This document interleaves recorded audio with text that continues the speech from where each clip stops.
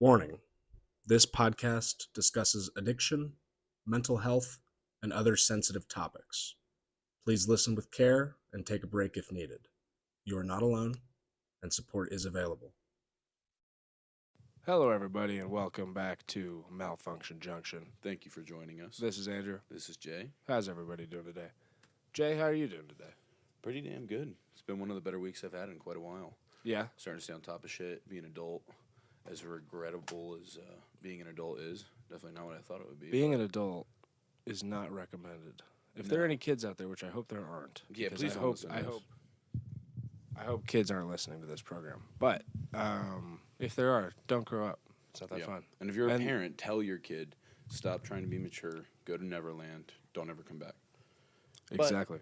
But for all the things considered that come with adulthood, this has been a more manageable week. Feels like it's starting to get a little easier. But how about yourself? Has it been a good week? It's been an alright week. It's been kind of a hectic, school-wise week. I've just been buried.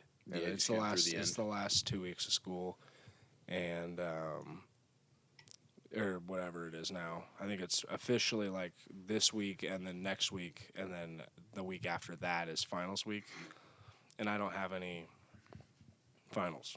Nice. So, I'm fine. Just pushing through the fucking grind. Yeah, and then I'm done. Attaboy. Yeah, I can't wait. But yeah, so it's been just buried with that, and also we'll get to it again in my clean but still a mess. I am definitely still a mess. Yeah, that makes two of us, brother. Yeah, I am still a mess, dude. I am not drinking or doing drugs anymore, but I am still a mess. And we will get to that later on in our segment later. It's not even a segment; it's a saga at this point. It is a saga. It's just the tale of our lives unfolding. Tale of our lives. But we have fun, One story at a time. Mm-hmm. So we have a nice little topic for you guys today. We're going to be going into another listener question that we had asked from Patsy in Tucson again. Mm-hmm. And I guess, do you want to go right into that, or do you have anything else to say? No, I got it. Okay, well, let's go. We'll read the question is, can you explain the difference between enabling behavior and supportive behavior when it comes to addiction recovery? What are some clear signs that a loved one's actions are unintentionally sustaining the addiction rather than encouraging treatment? Shout out to Patsy. Yep. Thanks for asking. Yeah.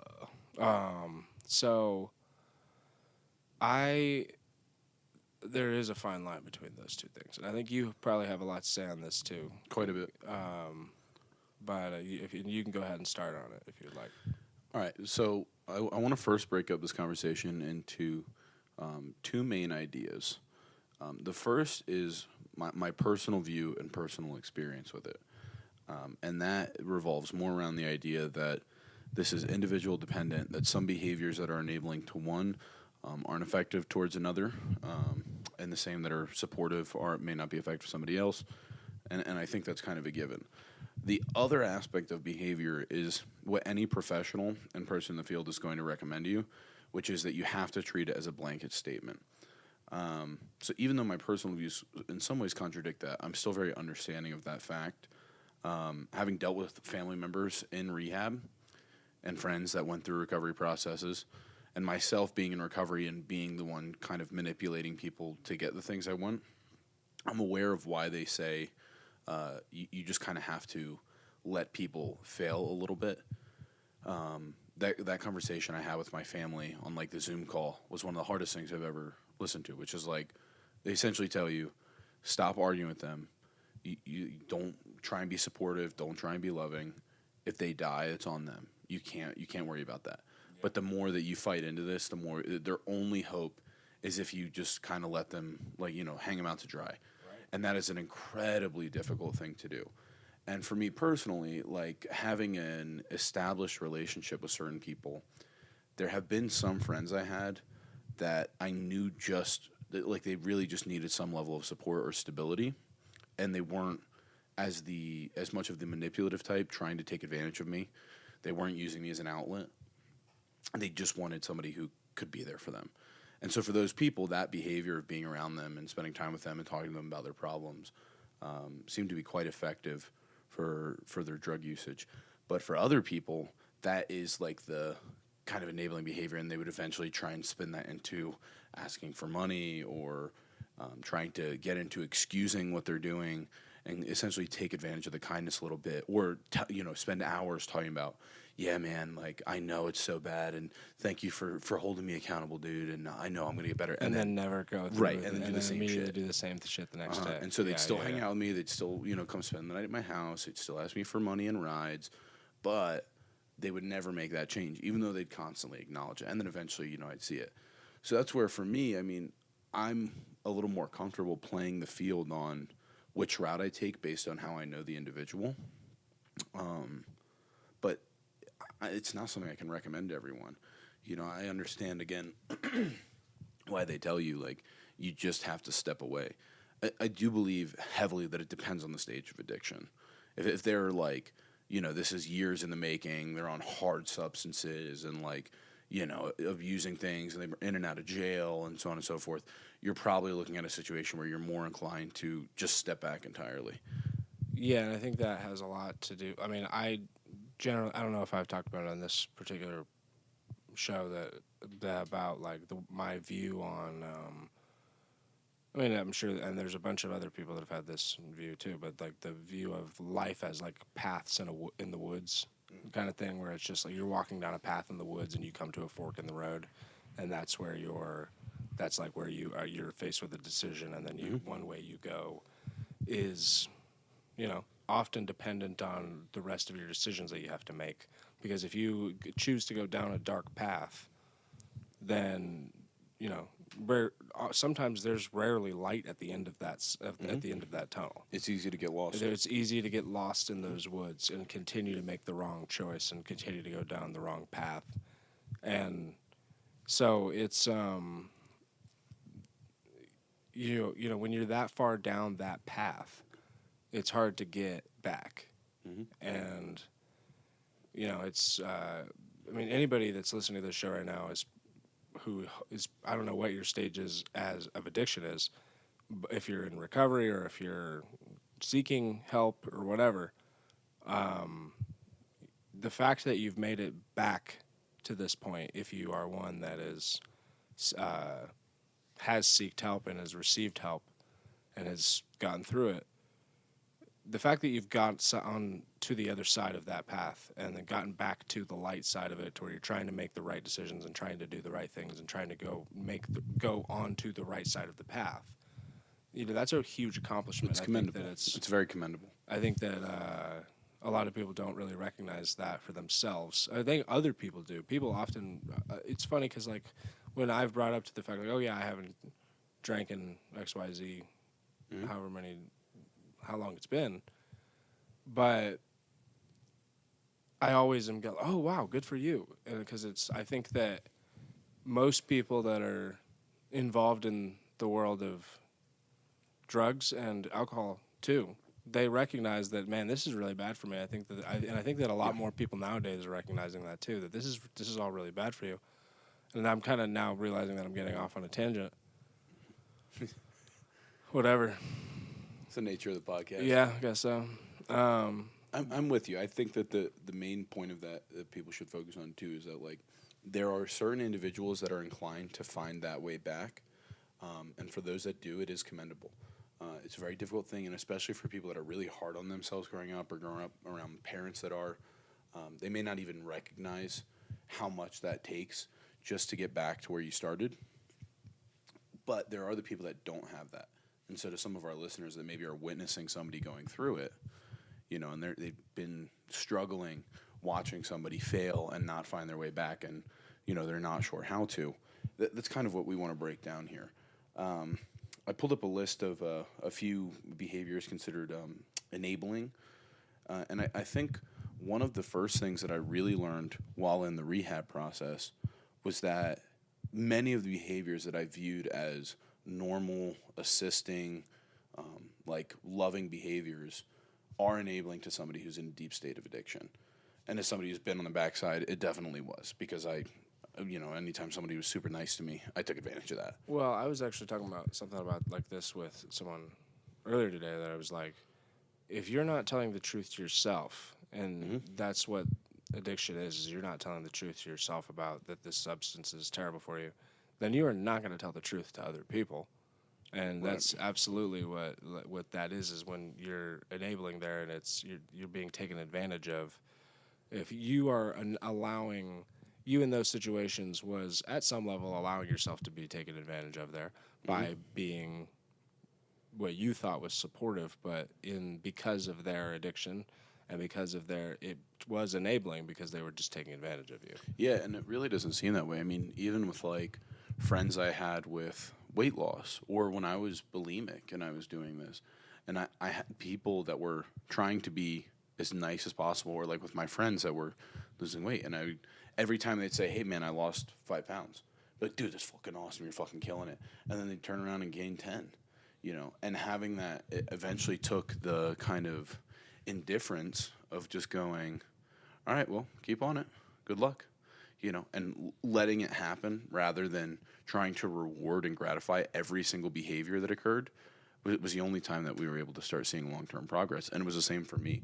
That anytime I got a little reward, it felt like I had done enough to take a break. And it's the same with anyone who's, in your personal life. If you're studying or trying to get shit done, if you take a break every 10 minutes and reward yourself, by going on your phone for 20, you're probably going to end up spending way too much time on your phone. And that 10 minutes is going to become more and more difficult. Well, and that was the issue with my friend Malik, who passed away a few years ago. Rest in peace. That he would get into a habit of rewarding himself, and it wouldn't be necessarily. He would grind. He would grind and he'd get himself into like a good position. And he'd be like, "Oh man, I think I deserve to."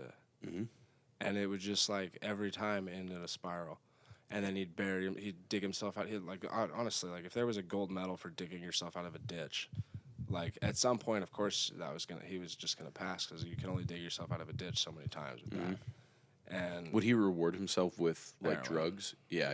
Because I had a friend who did that. He'd be like, "Dude, I've been really good. I only took half a perk. I just wanted to have fun today." It's like, no, dude, you got to stay off the sauce. you gotta But- stay off it. That type of stuff, you gotta stay off entirely. And it's really addictive things, you gotta stay off entirely. And really anything, if it's something that has shown to have bad effects in your life, then you got to stay off it entirely because it's something like, and especially if it's something that you really really love, that you think that at one point in time you felt like you couldn't live life without it. It's it's probably a problem if you couldn't live life without it at one point in time. Right. You can't So just dabble you with can't those just things dabble anymore. with it. No, and one thing I think that's really important in the conversation of enabling behaviors, and I was thinking about this the other day. It's been a while, and I journaled about it a little bit too. Is that I got this from listening to like a friend of mine who rapped in high school. We were from like a really nice privileged area, and he was doing this rap, and he was talking, a few of those kids. yeah, and he was talking about how everybody doubted him, how all his family and friends said he'd never make it, and all this. And like I knew him, like that wasn't the case. It was people saying, "Hey, dude, like you should focus on school. You're failing in high school. Like you should focus on this." And so one of the things that I was thinking about is that the most critical people in your lives should be the people who love you the most. Those should be the people that Yeah. are most concerned with your potential failure because they want Right. to see you do well in life. And when it comes to enabling behavior, you have to be super, super cognizant of the fact that it's easier to just be the loving, supportive side, and it's really difficult to be that super critical person. It a is lot of the really behaviors difficult. listed as enabling are like, here, let's go through some of them. Yeah. Bailing them out, fixing legal or financial messes.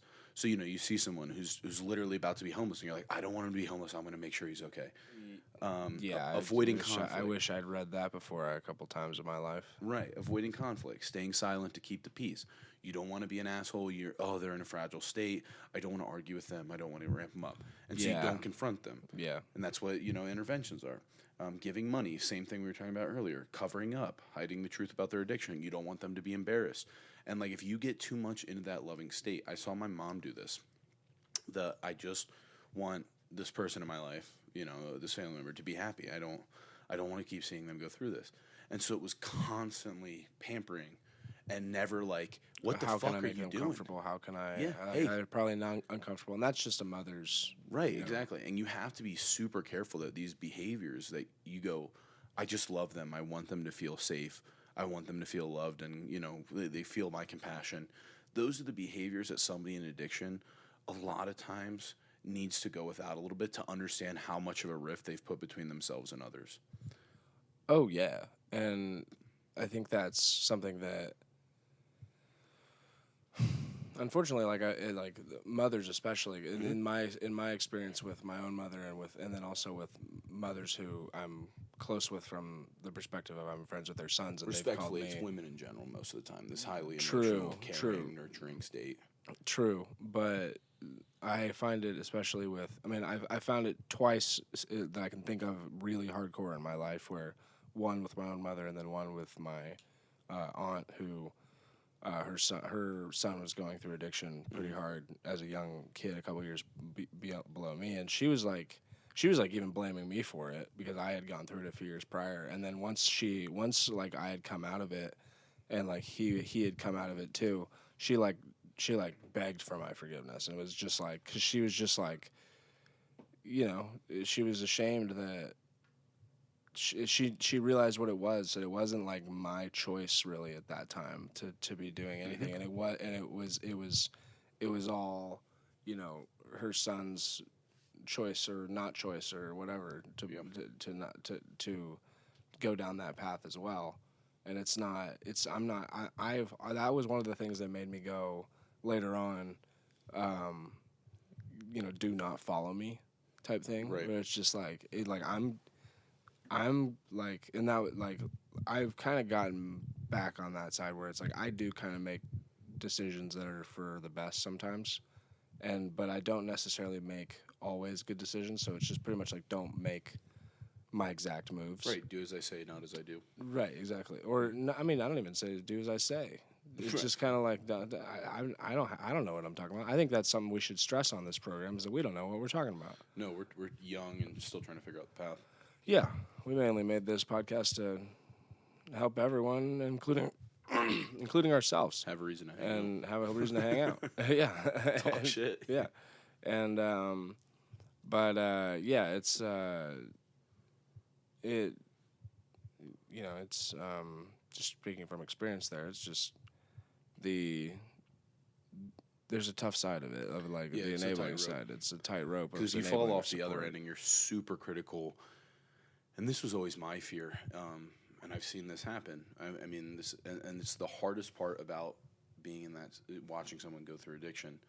But, I took the route of, I'm done helping you, go fuck yourself, was a little abrasive, and then watched a friend die, and got the news months later and was like, Yep, what I the know fuck happened? exactly how that feels. And it's hard because, I had tried the being too loving and too supportive route for so long. And, like, the time he told me he had done a Percocet, he looked like he was 11 years old. Like, when he told me, like, he was kind of shaky, and I was like, what's going on like with he you, was bro? hiding something Yeah, from his and dad. I was like, yes, Yeah, exactly. just And so I was like, what's "Bro, wrong with you, I'm dog? not your dad, dude." And he goes, well, I don't want you to be mad. Please, I don't want you to be mad at me. And I was like, dude, I'm not going to be mad at you. I love you, bro. And he's like, I did a little Percocet. And I was like, come on. I'm not going to be mad at you. I just want you to be better. But I was in that state of, I don't want you to run from me. I want to be someone that you can trust and, like, find support in. Yeah. But then also, again, like, that behavior just became, because I didn't, chew him out, and I wasn't like, all right, we're going to fix this. That was when he started the spiral again. And so one of the things I think that, we kind of touched on this already, but when it comes to enabling behavior, the biggest red flag for it is not how loving or how angry you feel. It's what the response is in the individual. And you can be going the best route you think is possible. And if it's not making a difference in their addiction, you need to either reevaluate or step way the fuck back and let them deal with it. It's a really hard process to go through, because of course you want to be there for them, but And like my parents did that for me at some point with my addiction. They eventually were like at some point where they were just like, we can't really help you. And like they almost got to the point where they were going to tell me to stop calling, because they were just like, it was just like every time I would call, I was either asking for money or I was just like wasted. and like they just couldn't do it anymore. And I get it. And at the time, I didn't get it. At the time, I was really mad. But now I like course, now right? I You're in like that state. 100%. Now I like 100% understand, and also like I to go a little bit into my own story with the same type of thing you're doing with I one time pretty probably about maybe but within 6 months before I left Austin. Just give us your age at that time. Oh, How many years ago was that? At least? 25. Okay. Yeah. So yeah, I was 25. Heard. And when I like before it happened, before I left, and before Malik died when I after I had moved out here, and I found him in his car, nodded out, and like he wasn't like overdosed or nothing, but he was just like passed out, and it was like in the parking lot of my apartment complex, Yeah. and he was just like nodded out in his car, and I was just like, and I didn't do anything. I like didn't even tell him that I saw him. I just like went up to his car and I saw him like, and I just like I just walked away, and I was just like, and I like later on regretted that because I was like, and not like I later on regretted it after he died because I was like. I think the reason that I didn't do anything at the time was not to. I think at that point it was kind of beyond help because there had been a couple of times where I'd been like, oh yeah, like I did some heroin or like whatever, like or like Were we you still did using it this time? I was not using it at this point. Not heroin at least. I had gotten really lost in ketamine at this point in time, and I was using a lot of cocaine. Was there any of the mindset of like, don't want to be a hypocrite of like, well, I'm still on shit. Like That was a lot of it. yeah, because I had that like, when I was drinking a fuck ton. And I was Yeah. watching other people do it, and I was like, well, who am I to judge? Yeah, And that was a that's lot to of each it. their own mentality. I mean, that's a fucking killer, dog. Yeah, and it's like it really should be. I mean, if you're someone that has friends that you can trust and that you guys hold each other accountable type thing, then or at least you have friends that you can tell about your problems, that you have someone to hopefully keep you accountable.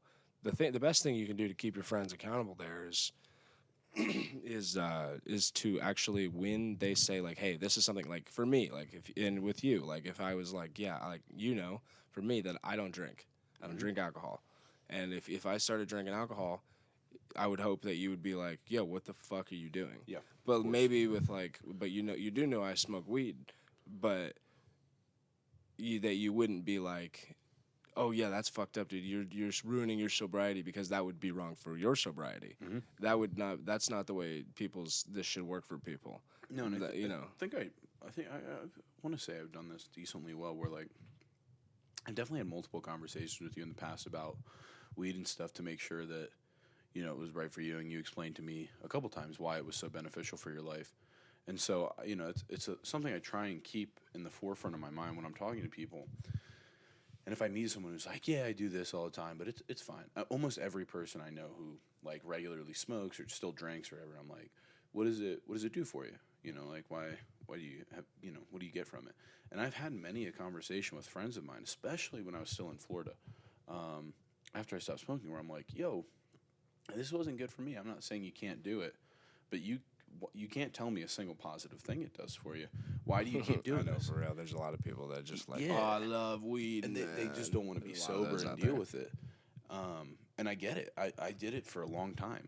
But that conversation of kind of, always being a little extra cautious, not trying to be judgmental, not telling people, hey, you can't do that, but going up to my friends and just saying, hey, man, like this is a pretty habitual thing for you. Why are you doing it? And like I have my habitual routines with, whether it's fucking caffeine or where I hang out or whatever it may be. And I try and always acknowledge when talking to people that I have a problem with my behaviors. That like I still use nicotine way too often and I drink too much, caffeine every single day. And so I try and acknowledge my behaviors so that when I have conversations with friends, it doesn't feel judgmental, but that I know that they're doing something that's good for them. And if it's not, then we dive into that conversation. So sometimes broaching the line between enabling and supportive is just being able to talk about it and really getting to the bottom of, hey man, what's going on here? Why are you doing this? And then Yeah, picking absolutely. a route from there. And if you need to, sometimes you got to put pressure on it, which I did with friends of mine in Florida. I did that with my cousin. I was like, yo, bro, what the fuck are you doing? And then he went into rehab, and we had a long conversation about it. And then he started hanging around, and I was like, don't start doing this shit again. You're going to fucking slip back. You don't have the self-control for this. And Yeah. I had to be a little bit of a dickhead with him because anytime I was like, all right, man, if that's what you want to do, I mean, I'm not going to step on your toes or whatever. And then I'd watch him spiral again and do the same shit all over again. Yeah, and Sometimes you got to be an asshole. and I think that there's another side of like with there's such a thing as co-signing someone's bullshit. Mm-hmm. And recently I had an issue with I had an issue where this arose in my life where someone, I won't say any names or anybody or who this relationship was to me, but I'll just say a friend came to me because they were struggling with alcohol issues, and it's known, it's from back home, but they came to me because they were struggling with alcohol issues, and they like gave me like this whole long list of like, oh, I'm only having this much, but it's like I don't know if I'm having enough to go to rehab, but like I start school in like 4 days, but I'm like, and I was like, and I don't know if I can do detox and just go and do detox and go for 4 days and like, but I think I can get it done in just 4 days, and I was just like, I literally sent to them back, and I was just like, yo, if you're thinking about first off, if you're thinking to the point with alcohol that you need to go to rehab, It's even in the then possibility. school can wait, dude. Yeah. Then school can wait. You need to go get healthy. But if you are asking me, if you're trying to have me co-sign your bullshit, I am not going to do that. Right. And I would like set a hard boundary, and they have not responded back to me. No, and that's like one of the things. And that they've been happens with having empathy, issues. right? Like I don't want to go into who this person is to me, but they've been having issues with another person in my life too because of that, who they're in a very tight spot with, we'll say. But it's just like it's just causing issues, and it's just like, like in their issue in particular comes from, in my opinion, trauma, as most of ours do. And like Right, the vast majority. the vast majority of people, And this that's stuff is like from the co-signing trauma. the bullshit. Sometimes it feels like empathy, right? Where you're like, Right. oh, dude, I just have been struggling with this, and I don't know, ever since I've been single, and like this going on. You're like, dude, I totally get you. And in the process, you're kind of affirming that their life is hard enough to justify an outlet that's unhealthy, and you don't think you're doing that, but in their mind, they're like, yeah, it is. It does suck, right? And kind of commiseration. It's a brutal route to go down at times. Well, and like, I remember just from when I was in active addiction, and when someone would be like, and I'd be like, oh man, I don't know, I'm just like, I'm feeling so shitty, and I like my body always hurts, and that's why I like do this, and like, and it's like, okay, maybe your body always hurts because you fucking 215 pounds because you've been drinking beer all day. By the way, for anybody out there that's heavier than that, it's fine. I'm not very tall, so I shouldn't be. I should not be that heavy. Yeah, we're my boys pushing 3 bills at it. We out here. Yeah. Jay, on the other hand, I'm 6 fucking 2, dude. I get to be fat. Spread out, dude. I got the Shane Gillis build up. Yeah, hell yeah, dude. Sick. But no, it's. I forgot what I was even talking about. What was I saying? Co-signing bullshit. Yeah, just like yeah. in that. It's funny though when you were explaining that your voice for the active addiction is the same voice I have for me. Like oh dude, I just need to go fucking smoke a joint. Yeah, I know. I think about it the fuck, same dude. way you do. Yeah. That like kind of whiny Moby like. I don't know, dude. I'm just fucking. I'm tired. It's so hard in life being an adult and like our society. Shut the Dude, fuck up. I swear to God, I wouldn't smoke weed if it wasn't for fucking society. Dude, it's just like the If price of society were I'm just never going to normal. buy a home, dude. Like, yo, it sucks. Get over it. You got to be a functional adult. Smoking weed and fucking drinking and doing whatever else fuck you're doing that's keeping you, stagnant is not going to get you any closer. Definitely not. But yeah, and that's another thing too, that if you're one of those people that goes in and out of active addiction cycles, if you're one of our listeners that's still struggling, I think one of the best things that you can possibly do when you're in the better cycles of your life is to try to acknowledge what what behaviors you seek out when you're looking for enabling people, and then have those conversations before you get to that. Because I did that a lot. And when I started to kind of slip back in, I had family that understood me. And like my little brother, when he called me or when we'd talk, I go away to college and fucking start doing the same shit again. I had already had conversations with him. I'm like, yeah, this is what I do. And I kind of lie and bullshit my way out of it. And so when I would go back into those cycles and talk to him, he'd immediately call me out and he'd be like, bro, you're doing it again. He's like, we talked about this already. You fucking know what you're doing. Yeah. And that's that really lucky saved that me a you lot have of that. times from slipping back in. That's really lucky because a lot of people like don't have a good enough relationship with their siblings for them to even like. I understand bring it that up. too. That's And my sister and I. You know? I have a great relationship with my sister now, but we didn't have the best growing up. So she had and she was also a few years younger than me, so I wouldn't have taken her advice anyway. Yeah, And at that point in my life, I wouldn't have taken her advice just based on being a few years younger than me and being my sister. Yeah, that's You know the what I same mean? situation I was in. Yeah. She was younger and she was a female, and I was like, yeah, you ain't telling me shit. But now I'm in the position of being on the other end of it and watching her go through the same cycles with alcohol and behavioral issues and codependent relationships. Sure. And yeah, dude, The it's one of the hardest trifecta. things I've ever done. And it's really hard for me too because I don't know how to have that relationship without being overly dickheadish about it.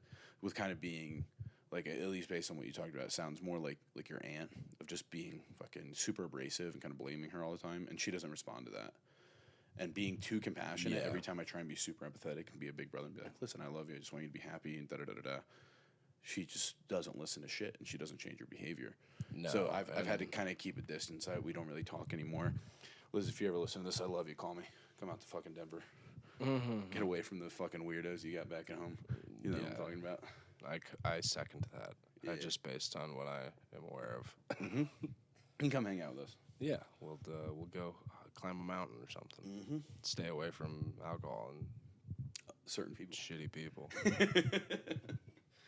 That's Alrighty. funny. All right, we got anything else for that topic? That's about all I got. The one thing I'll always recommend in conversations like this is if you are in the process of going through it, find a fucking professional. Find somebody who's third party, who doesn't have a vested emotional situation, and is able to think more clearly than you are. Because one of the big things about enabling that we keep touching on is that you might not know it's enabling. You might think you're being a good person. You may not think you're co-signing their bullshit. But if you go find somebody who doesn't have a fucking card or like a hand in play, they may have a little bit better sight than you do. So find somebody else. Absolutely.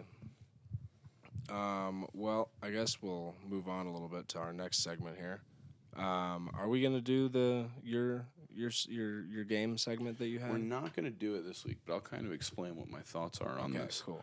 So moving forward, just because we both have such an affinity for the comedic aspects of Laughing. podcasts, for making fun of all this bullshit. I'd like. Did you play the fucking sound? Shout out to our new fucking soundboard. Hell yeah. We got, for everybody, the listeners out there, we got new microphones. I hope it sounds good. Hell yeah. But yeah, so I would like to start introducing a new game segment each week. We'll make up some crazy shit and just have a few little mini games every week. What that will entail, I don't want to give away anything, but it'll just be super over the top, kind of extravagant. It'll be fine dining at its best. Yeah, it'll be something along those lines. Oh fuck! How do people? There's nobody who takes this serious. Definitely not. But yeah, so we'll see what comes in the next few weeks. Also, speaking of fun games and shit, we're still looking for more applicants for Trauma Battle. So far, we have two that have reached out to me that have said that they would be interested in competing in Trauma boy. Battle. And now we've got more mics, so And now we're we have ready more for ya. mics. We're ready for this. We are ready for Trauma Battle, and we hope you are too. If we can just get at least 4 more, ideally 6, but if we can get 4 more on top of the 2 we have, we'll have 8, and we can do a Trauma Battle bracket. We can have an official season and playoffs. Yeah, okay, and then I think that there's a way to do that. There's a way to do like For playoffs, we might have to randomize your traumas, and you know what I mean. We'll figure something out there, but in the meantime, we'll bring. we you may in have and let to you do play like your a top. cards. We may have to do like a top 10. You bring your top 10 traumas, Yeah, and yeah. then you get 2, and you play them in each round because that way it's like We'll have because to if you had to maybe play add, all like a daily 5, double thing. if too. you had to play all 5, we're playing the same traumas every time. That's what I'm saying. So Yeah. like either we'll randomize it a little bit, or we'll add daily doubles, or change something about power plays. We'll figure something out for playoffs. But get a few more people in here. We'll get a little bracket going. So We will have reach a out to us. bracket, a trauma battle bracket. It'll be great. It'll be like March Madness, but Yeah, with it'll be a good people's traumas. Yes. So moving on from that, we are on to our clean but still a mess. Clean boy. but still a mess segment. I'm gonna have you start off on this No, one because no. mine is pretty brutal. Well, brutal is the wrong word, but you know what I mean. Fine, I'll kick it off. All right, so I was trying to think of a bunch of. There's been a few things this week. I've had like very real struggles I'm going through with adulting stuff that I've talked about a little bit before. I've had some like, financial concerns and like insurance coverages. Potentially worst of all, I bought a bucket hat. That is the worst of it. I went to the thrift store and I went, fuck it, dude, it's ridiculous enough. But I think the one I'm going to use this week is that in the past week, I think I've gotten into a record high level of internet arguments. Constantly. On every what? day. Dude, on like 3 platforms. I'm getting comments every day from people arguing with me about shit. It's everything like on Instagram, YouTube, TikTok, and all of them are about, and Twitter. All of them about different shit. Some are about which MMA fighter's better. I got into an argument with some lady about shark attacks in Australia. I used some choice words, but she was like, oh, Australia is uniquely dangerous. And I was like, shut the fuck up. Like, Florida's worse than Australia, and it's like 1/12 the coastline. There's 20 shark attacks a year. There's 500 million visits to the beach. You're fine. And she was like, no, it's the period of time. And I was like, you fucking dumb bitch, shut up. I was just losing it. I was like, you don't know what the fuck you're talking about. I just kept pasting stats at her, and she just kept skipping it and arguing with me. Yeah, We got into that. That's online arguments in a nutshell for you. Yeah, I got on YouTube. I got in a couple arguments with some conservatives about immigration, and then I got in a couple arguments with some liberals about some other issues, which probably aren't the best to bring up on the podcast. But it's been a mix. We're keeping it balanced at the bare minimum. But I mean, you gotta stay balanced. We out here in the middle. Mm-hmm. And I started saying like a couple weeks ago, I was like, I don't comment enough on things. Like if I'm gonna use social media, I want to at least have interactions with people.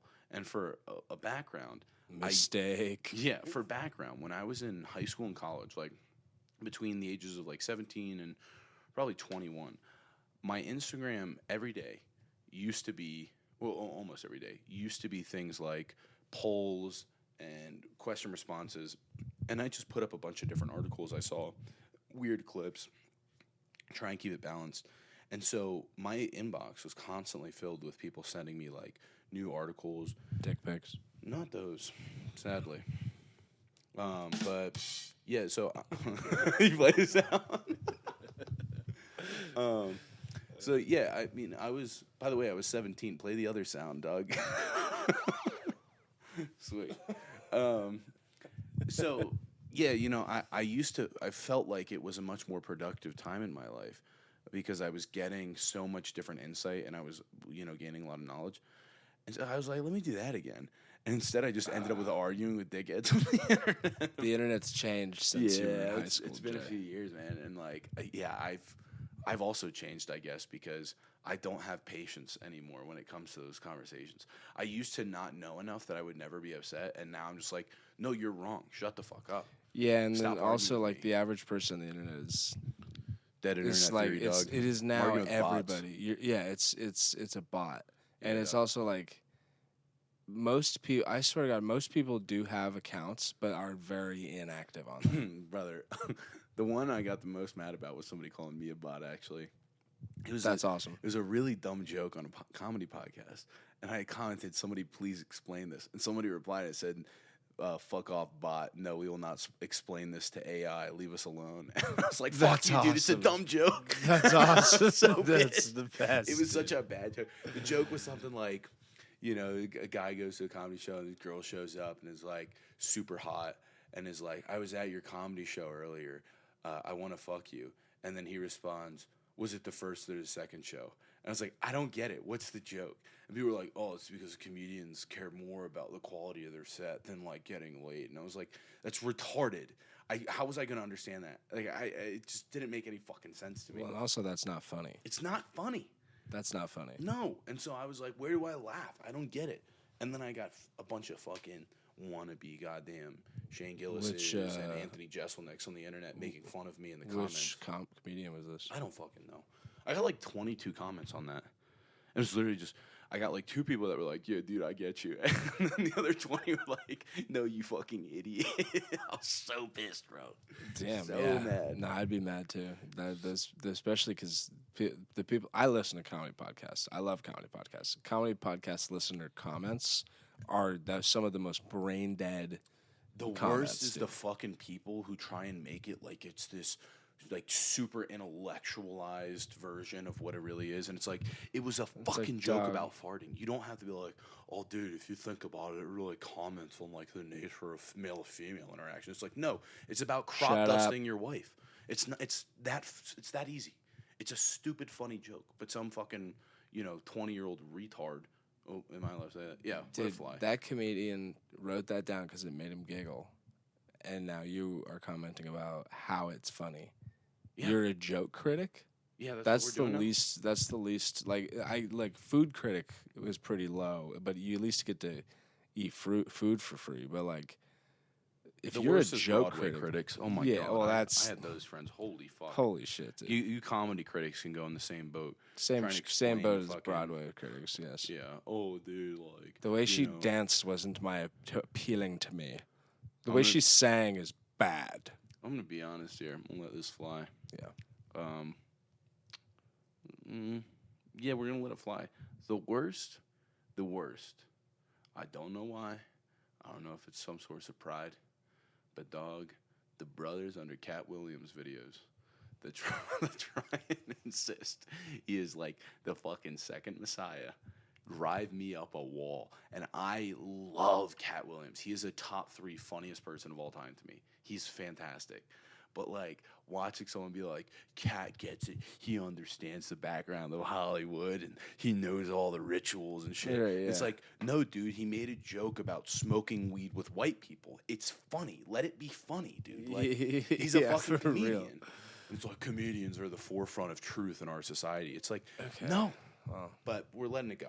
Sure. I mean, they maybe point out things that are ways to look at things differently, but like at the same time, forefront of truth, they are literally just trying to make you laugh. Yes, exactly. Joe Rogan says this a million times on the podcast. Fucking laughter is the currency here. Mm-hmm. It's like it's like they're just trying to make each other laugh so that then the other comedians will think that they're funny. And both of us love the Carlins and the fucking and some of the Cat Williams bits, and Shane Gillis has some great political bits. And there are levels to comedy, and there's hidden meanings and stuff. But if you need to fucking point it out to the rest of the world, you might as well go fucking take a long walk off a short pier. I couldn't give a fuck about your opinion. For real. For the people that don't get it, they don't get it. If you get it, you don't need to tell everybody you got it. Shut the fuck up. No, absolutely. Moving on from that, I'm gonna have to walk back my online commenting. You might want. Why don't you tell us what you got? I'm gonna have to walk back my behavior in the parking lot around here. I see you getting ready to do this. So I'm gonna start off the full story. I'm gonna tell the full story. Give the listeners their chance to decide who's right and who's wrong in this scenario. So there was a guy in my parking lot, and for the listeners also, my parking lot for where I live in the garage here is in the garage of my apartment building. Should point out. Parking garage. Yes, parking garage. I live in the basement area. It's a very tight spot. There's not very many parking spots down here. And so when some dickhead contractor pulls up and takes up 3 parked diagonally. 3? 3. Oh, you didn't dude. mention that. This guy was parked diagonally over 3 spots. And so at first I saw this and I came over and I walked out to go get into my car and leave, and I was like, if this guy's still back, like maybe he's just like in a hurry and he just pulled up and then he'll be gone in a sec. When I get back, he'll be gone. I told myself that, and so I was actually pretty proud of myself. That I was like, okay, like good job. You didn't fucking like you didn't do this what you did next right away.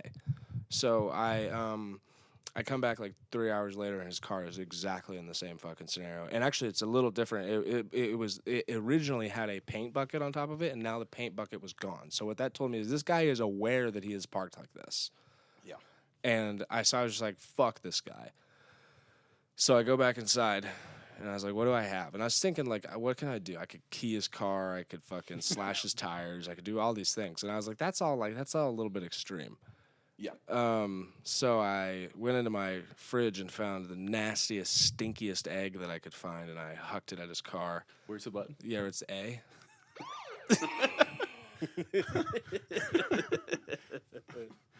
Yeah. I hucked it at his car. And then, funny enough, he left a note in on a piece of wood inside of the garage. Was it in Spanish? Hey, amigo, no está cómico. No. It was a white guy, and he Classic. he said, "Throw an egg at my truck again, and I'll fuck you up." Yeah, I'm that's waiting. a white guy. I'm waiting. It said on it. I see red. Yeah, I see red. I just go insane. I black out and I kill everybody. Fuck with me, dude. I've been working with my hands for 27 years. I've been blue collar my whole life, dude. I own a fucking AR. It's 22, but it's an AR. So first off, this is how this is gonna go. If this guy ever figures out that it was me that threw an egg at his truck, he's gonna come knock on my door. I'm gonna go, oh, it's you. I'm gonna shut the door in his face. He's gonna pull his hand open and keep the door open, and that's when he finds out that I keep a sword right next to my door. Or your fucking German dog is gonna come bite his goddamn dick off. That That's could the other happen option. too. Yeah. That could happen too. I have a big white German dog. Yeah, you get out of the house. Actually, she's not even just a German dog. She's German and Rhodesian dog, which means her breed was trained to fight lions, like take down and hunt lions. I don't know how they do the Rhodesian accent.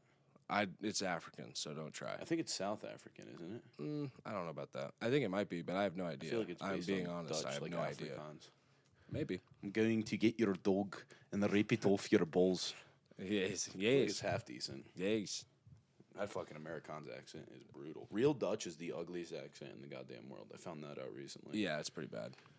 But yeah, so that's what happened to me this week. I hope I we have an don't update next feel week. especially good about it, but at the same time, I'm not the type of person to harbor regrets. Yeah. The So- note makes it better. The note makes it so If- much funnier. If the note dude. was something kind of sad, like, hey, man, that was really uncool. Like, I was working really hard. I'd be like, ah. But I was- still he wouldn't. is Don't park exactly like a who you dickhead. thought it was. It Don't was the dickhead, Park like a dickhead. yeah, this entitled fucking jackass. So, Yeah, hey, man. he's just this entitled fucking jackass. And honest to God, if he's out there again at any given time, if he's parked normal, I'll leave his car alone. But if he's parked like a dickhead again, I am 100% chance egging his car again. Watch for cameras, though. There are no cameras. No, I know if he sets one up. That's fine. I don't care. I'll wear a mask. I got a shiesty. That boy. Yeah. Nice. Yeah. But yeah, so that was essentially the clean but still a mess. We are very clearly still a mess. Mm-hmm. So that dude's car.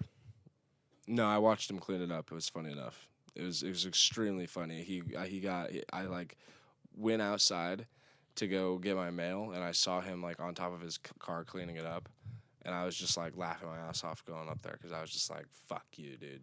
Oh, you you gotta- stupid fucking You asshole! gotta Don't fuck park with like him. that." Get on his side, dude. Be Oh, that "What would've been the funny. fuck happened? Some asshole dude's probably one of these fucking liberals, huh? Just watch him get all fucking. Bro, that would have been so funny. Just record it. Yeah, dude, it's fucking these goddamn Denver liberals. These libtards are fucking. They can't handle a real man. Yeah, for Go real. get it again. Put a banana in his exhaust pipe. Got his ass again, dog. A banana with a condom on it. So Yeah. he's like, God damn it, these people. Oh my god! Just go out there and start slapping Kamala stickers on his truck, dude. He'd love it, Bro, I don't have any of those. and Obviously. stickers, not car magnets. Something that he's gonna have to scrape off with a fucking putty knife. Oh, that'd be so funny, dude. Oh, that'd be great. That sounds I'm like sure we the can find best some pretty fucking- easily. They're all That sounds over like the city. best fucking move, dude. To just like his yeah, I'm not gonna say that. I'll say that later. But that would be literally the best fucking move ever, to slap a Kamala sticker on the back of his. Oh, that'd be great.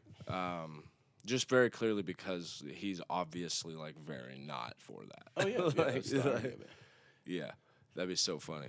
It's like calling a frat bro the F word. It's like if you call Right, if yeah. you call a effeminate man the F word, that's not cool. Like you're just No, a bully. that's a and bully you're thing. Kind of a bigot, to be honest. Yeah, But I calling agree. a frat boy that and watching, I don't suck dick. You know, like That's the funniest that's thing ever. hilarious. That's the funniest thing ever. Yep. Yeah, that's pretty much. We were still a mess, but anyway, yep. Boom. So we're gonna go into our last segment here, our song of the week here, and we will. I think we're running pretty good on time here, so we'll actually probably get out of here about 10 minutes early. I will start off with my song of the week, though.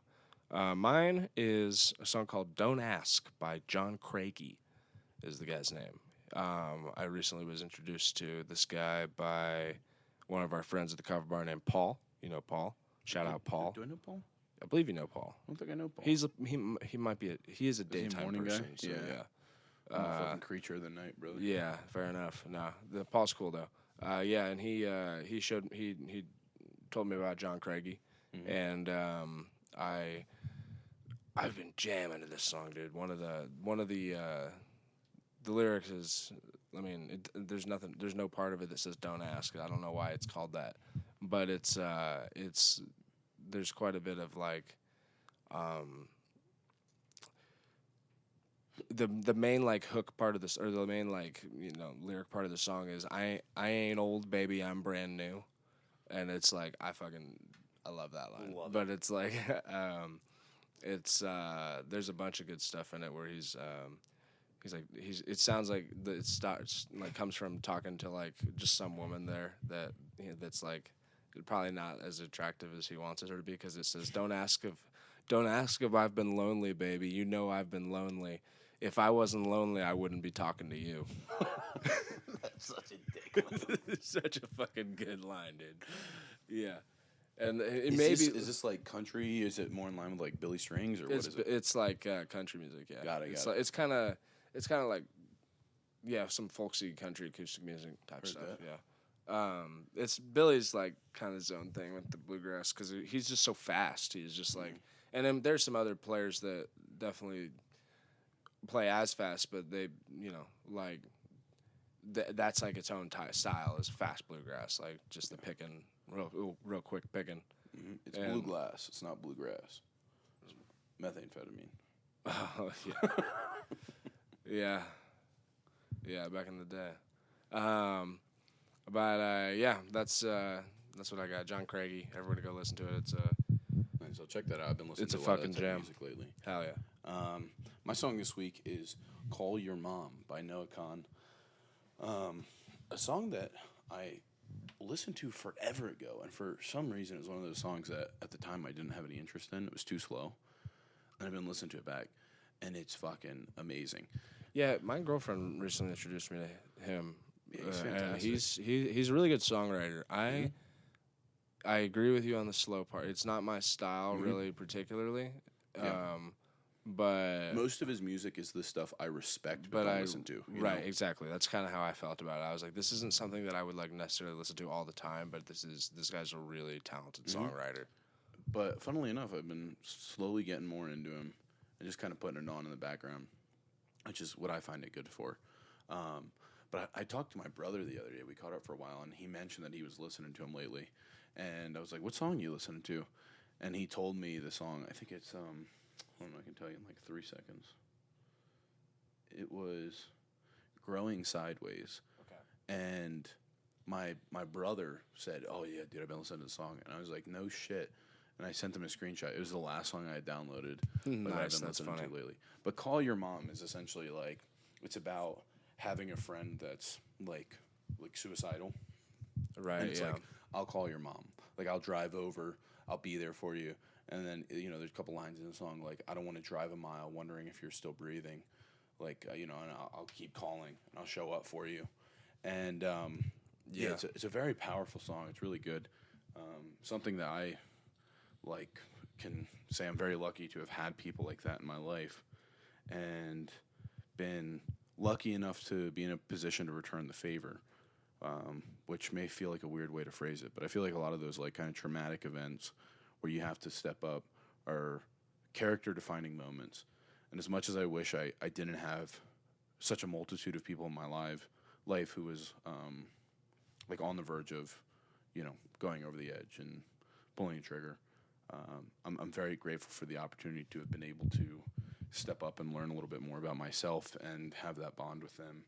And I'm very, very grateful for the people who did the same for me. So yeah, that song is awesome. Same here as well. Been a few of those friends for me. It's a little slow, but I'm telling you, especially the last like minute and a half, 2 minutes where it picks up, fantastic, very good writing. And for those struggling with depression, I think it's a very powerfully positive song. It's all about the interconnection of friendship, and I would strongly suggest it to you. Oh, that's awesome. Sounds like a good song. Now, one thing, now that we're past that I'd like to bring up that you pointed out to me is we've got some new listeners, and I think Yes. it's about time that we start going back to what we did the first episode and shout out our listeners all over the fucking place, because we got some cool ones. We do have some cool listeners And lately. Andrew, you want to tell people where we got listeners? We lately have a listener from Africa. Africa. Africa. Why are you gay? What? Are you gay? You are gay. You are gay. You are an alcoholic. Okay, that's enough. all right.